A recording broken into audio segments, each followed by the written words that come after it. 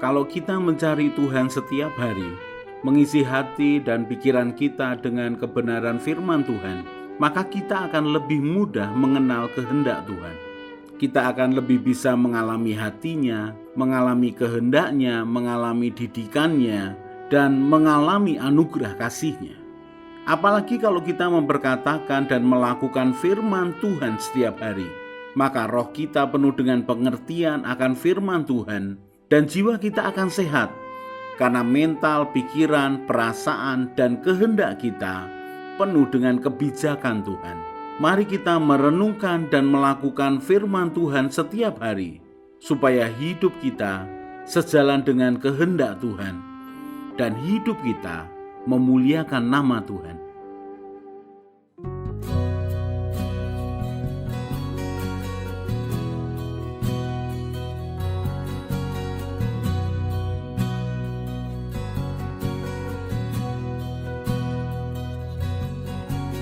Datang Roh Kudus, Kau ku rindu,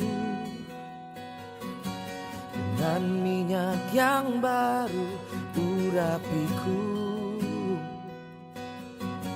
mengalir penuhiku, mengalir pulihkanku.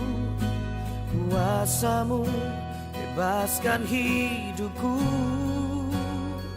Satu yang ku rindu, bersekutu denganmu, bawaku lebih lagi tinggal di dalammu, nikmati hadiratmu, jamahlah seluruh hidupku. Urapanmu mengubah hidupku.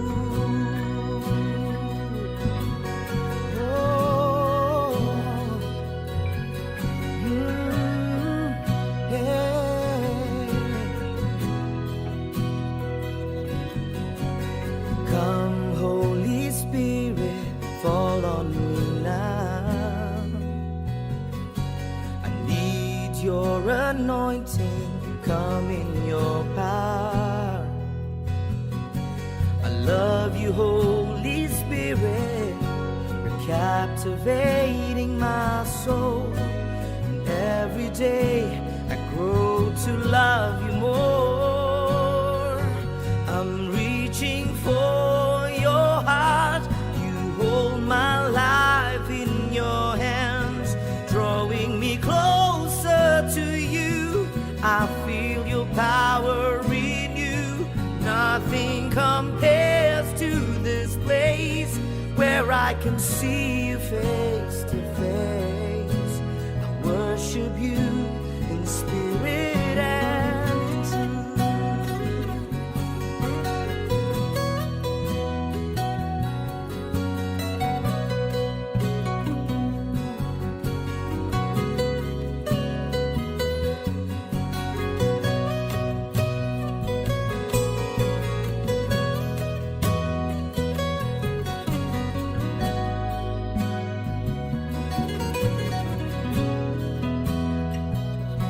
Satu yang ku rindu, bersekutu denganmu, bawaku lebih lagi tinggal di dalammu, nikmati hadiratmu, jamahlah seluruh hidupku.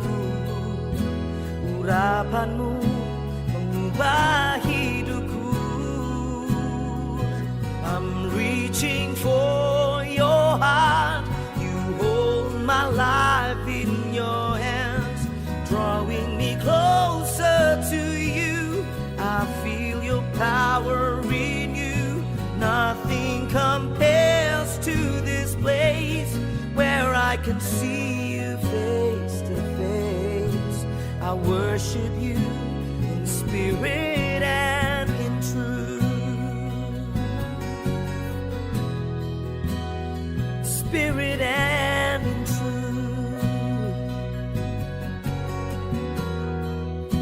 Spirit and in truth.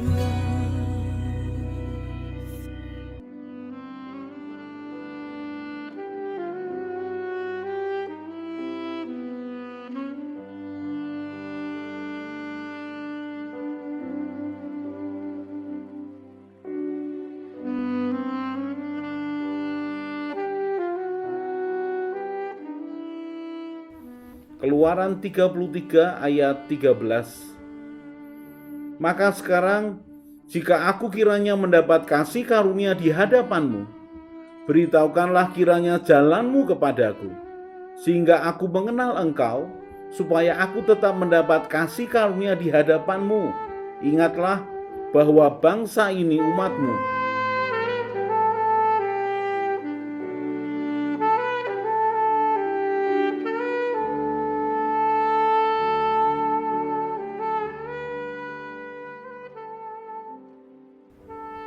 Kita akan belajar lebih banyak apabila kita ini memberi waktu untuk peduli dengan orang-orang sekitar kita, untuk memperhatikan apa yang terjadi dengan mereka, dan juga kalau kita memperhatikan hidup kita, perkataan kita, perbuatan kita, lalu apa yang terjadi dengan kita, maka kita ini akan bisa belajar dari kehidupan kita sendiri, juga kehidupan dari orang-orang di sekitar kita.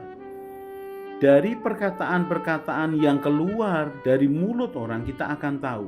Apalagi perkataan yang sama, penyataan yang sama keluar terus-menerus dari orang yang sama pada waktu yang tidak terlalu lama, maka kita akan tahu bahwa apa yang dikatakannya itu adalah meluap dari hatinya. Itulah apa yang ada di dalam hatinya. Perhatikan Matius pasal yang ke-15 ayat yang ke-18 dikatakan, tetapi apa yang keluar dari mulut berasal dari hati, dan itulah yang menajiskan orang. Karena dari hati timbul segala pikiran jahat, pembunuhan, perzinahan, percabulan, pencurian, sumpah palsu, dan hujat. Itulah yang menajiskan orang, tetapi makan dengan tangan yang tidak dibasuh tidak menajiskan orang. Memang pada waktu itu Tuhan Yesus berbicara kepada orang-orang Farisi dan ahli Taurat ketika mereka memprotes mengapa murid-murid Tuhan melanggar adat istiadat nenek moyang dengan tidak membasuh tangan sebelum makan. Lalu terjadilah pembicaraan di antara mereka tentang adat istiadat, tentang makanan. Dan kemudian Tuhan mengajar akan orang banyak itu. Dikatakan di dalam Matius 15 ayat yang ke-10. Lalu Yesus memanggil orang banyak dan berkata kepada mereka, dengar dan camkanlah, bukan yang masuk ke dalam mulut yang menajiskan orang, melainkan yang keluar dari mulut, itulah yang menajiskan orang. Jadi Tuhan Yesus mengajar kepada orang banyak, bukan masalah apa yang engkau makan yang menajiskan, karena itu akan engkau makan dan engkau buang ke jamban. Tetapi apa yang keluar dari mulutmu, yang keluar dari hatimu itu yang menajiskan hidupmu.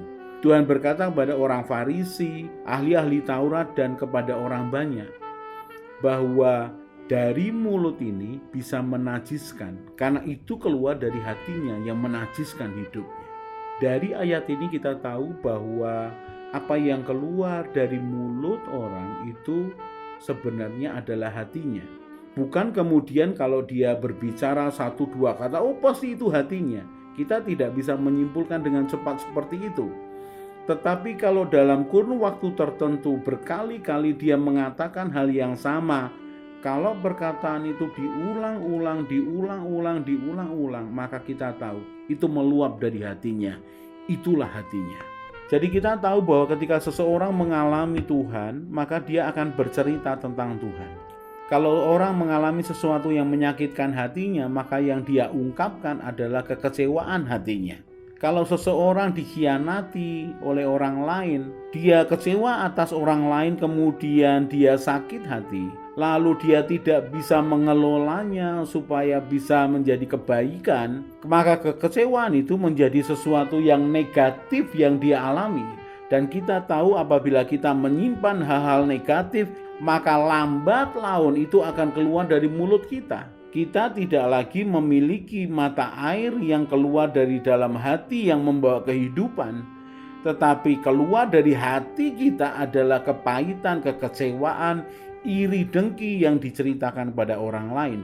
Pasti maksudnya adalah meminta akan pembelaan orang lain, membela diri dengan begitu banyak alasan. Tapi perhatikan, justru itu akan menunjukkan siapa diri kita dan siapa kita sesungguhnya.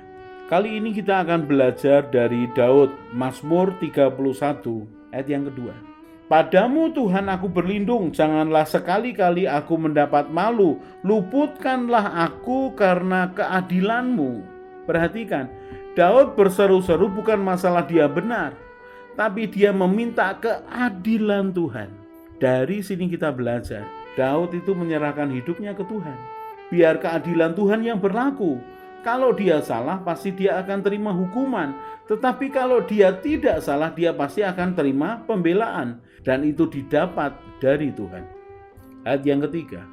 Sendengkanlah telingamu kepadaku, bersegeralah melepaskan aku. Jadilah bagiku gunung batu tempat perlindungan, kubu pertahanan untuk menyelamatkan aku. Sebab engkau bukit batuku dan pertahananku. Dan oleh karena namamu engkau akan menuntun dan membimbing aku. Engkau akan mengeluarkan aku dari jaring yang dipasang orang terhadap aku. Sebab engkaulah tempat perlindunganku. Daud mengutarakan sekali lagi, Tuhan, jadilah gunung batuku tempat perlindungan, jadilah kubu pertahananku, karena memang engkau bukit batu dan pertahananku. Engkau akan menuntun dan membimbing aku. Engkau akan mengeluarkan aku dari jebakan. Daud mengeluarkan pernyataan-pernyataan yang keluar dari hatinya, bahwa Tuhanlah yang akan menolong dia, Tuhanlah yang akan menjadi tempat perlindungannya. Ayat yang ke-6. Ke dalam tangan-Mu lah kuserahkan nyawaku, engkau membebaskan aku ya Tuhan Allah yang setia. Engkau benci kepada orang-orang yang memuja berhala yang sia-sia, tetapi aku percaya kepada Tuhan. Dia tetapkan sekali lagi, Tuhan, engkau membenci orang-orang yang menyembah berhala, yang memuja berhala, tetapi aku percaya kepadamu. Aku percaya kepadamu Tuhan. Aku akan bersorak-sorak dan bersukacita oleh karena kasih setiamu. Perhatikan, yang tadi dikatakan, biar luputkan aku sesuai dengan keadilanmu. Lalu dia katakan, aku bersukacita karena kasih setiamu. Daud mengalami pemeliharaan Tuhan. Aku akan bersorak-sorak dan bersukacita karena kasih setiamu. Sebab engkau telah menilik sengsaraku, telah memperhatikan kesesakan jiwaku, dan tidak menyerahkan aku ke tangan musuh, tetapi menegakkan kakiku di tempat yang lapang. Kasihanilah aku ya Tuhan, sebab aku merasa sesak. Karena sakit hati mengidaplah mataku, meranalah jiwa dan tubuhku. Sebab hidupku habis dalam duka, dan tahun-tahun umurku dalam keluh kesah. Kekuatanku merosot karena sengsaraku, dan tulang-tulangku menjadi lemah. Saudara perhatikan, dia cerita akan beban hidupnya. Ketika dia dalam kesengsaraan, maka kekuatannya menjadi lemah. Tulang-tulangnya menjadi lemah. Matanya menjadi sakit. Jiwanya dan tubuhnya menjadi sakit. Dia berseru-seru kepada Tuhan. Tidak pernah dikatakan di Alkitab Daud berkeluh kesah kepada orang lain. Pernah dia bercerita kepada Yonatan, anak Saul. Tetapi dia tidak kemudian menyerahkan hidupnya ke dalam tangan Yonatan. Dia berseru-seru kepada Tuhan. Mazmur 31 ayat yang ke-15. Tetapi aku kepadamu aku percaya ya Tuhan. Aku berkata, engkaulah Allahku. Masa hidupku ada dalam tangan-Mu. Lepaskanlah aku dari tangan musuh-musuhku dan orang-orang yang mengejar aku. Buatlah wajah-Mu bercahaya atas hamba-Mu. Selamatkanlah aku oleh kasih setiamu. Tuhan, janganlah membiarkan aku mendapat malu, sebab aku berseru kepadamu. Biarlah orang-orang fasik mendapat malu dan turun ke dunia orang mati dan bungkam. Biarlah bibir dusta menjadi keluh dan orang yang mencaci maki orang benar dengan kesongkaan dan penghinaan. Daud sekali lagi melimpahkan akan beban hatinya kepada Tuhan.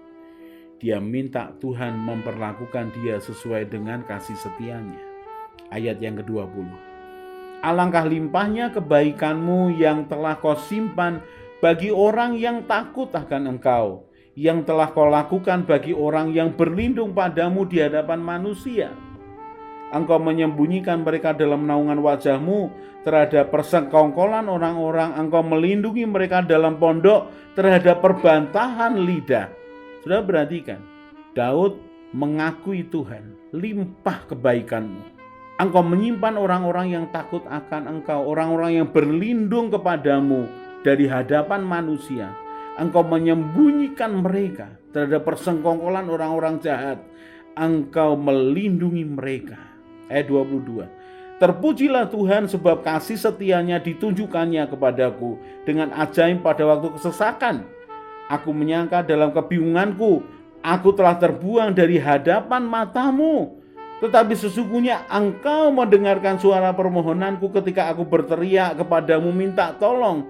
Kasihilah Tuhan, hai semua orang-orang yang dikasihinya. Tuhan menjaga orang-orang yang setiawan, tetapi orang-orang yang berbuat congkak diganjarnya dengan tidak tanggung-tanggung. Kuatkanlah dan teguhkanlah hatimu, hai semua orang yang berharap kepada Tuhan. Kita belajar dari pemazmur, dari Daud. Dia menyampaikan keluh kesahnya di hadapan Tuhan, tapi bukan keluh kesah yang kalah, bukan keluh kesah yang tidak percaya. Dia sampaikan keluh kesahnya dengan percaya bahwa Tuhan mendengarkan, bahwa Tuhan akan menolong, bahwa Tuhan akan memperlakukan dia dengan kasih setianya. Daud percaya kepada Tuhan. Dari perkataan orang kita tahu apa yang ada di dalam hatinya. Dan di dalam Mazmur 31 ini kita tahu, di dalam hati Daud ketika mengalami kesesakan, ketika kesengsaraan itu mengurangi kekuatannya, ketika matanya sakit, jiwanya sakit, tubuhnya sakit, dia berseru-seru kepada Tuhan. Ayat penutup dari Mazmur 31. Kuatkanlah dan teguhkanlah hatimu, hai semua orang yang berharap kepada Tuhan. Mari berharap kepada Tuhan, tapi mari teguhkan dan kuatkan hati kita. Percaya bahwa Tuhan sanggup menolong, bahwa Tuhan memberikan jalan keluar, bahwa Tuhan memperhatikan kita, bahwa tidak selama-lamanya Dia membiarkan kita dalam kesesakan kita. Ketika kita datang kepadanya, Dia akan menolong kita. Dia tidak pernah mengecewakan orang-orang yang berharap kepadanya.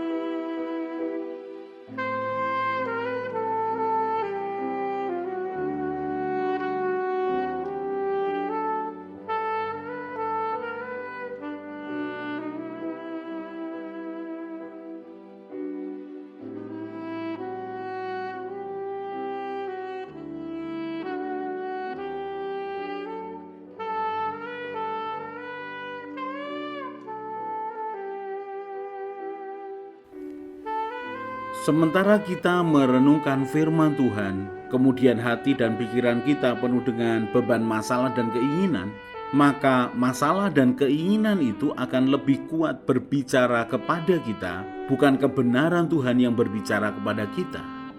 Berbeda kalau hati kita tenang menginginkan Tuhan, pikiran kita penuh dengan kebenaran Tuhan, dan keinginan tidak mengendalikan kita. Maka keadaan ini akan membuat kita mudah mendengar suara Tuhan dan mengerti kehendak Tuhan. Kalau kita merenungkan firman Tuhan setiap hari, maka Tuhanlah yang menjadi petunjuk jalan kehidupan kita. Mari kita berdoa. Tuhan Yesus, terima kasih untuk kebenaran firman-Mu. Tuhan Yesus, Engkaulah gembalaku yang baik. Buatlah hatiku selalu melekat kepadamu. Firman-Mu itu pelita bagi kakiku dan terang bagi jalanku. Bawalah aku menjalani hidup sesuai dengan rencana-Mu ya Tuhan. Amin. Saya Yosea Kristiono, Gembala Jemaat GKI Injil Keselamatan Semarang. Tetap percaya, tetap semangat. God bless.